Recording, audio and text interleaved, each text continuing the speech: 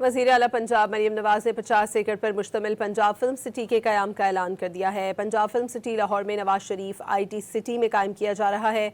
मज़ीद तफसीलात जानते हैं डॉन न्यूज़ के नुमाइंदे अदनान शेख से। जी अदनान, अपडेट कीजिएगा।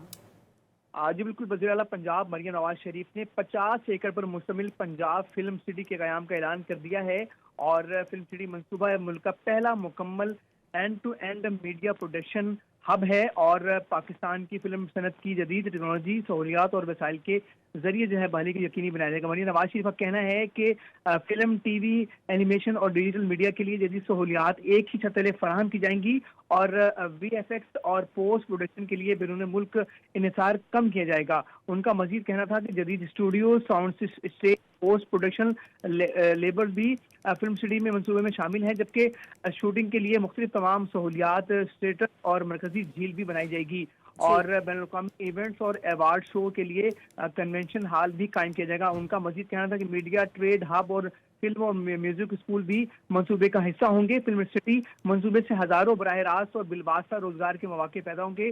जदीद फिल्म सिटी से एनिमेशन, गेमिंग और डिजिटल मीडिया के शोबे के जो शोबाजात हैं वो भी फरोग पाएंगे और फिल्म सिटी मंसूबा तख्लीकी मईशत के फरोग के लिए अहम पेशरफ साबित होगा।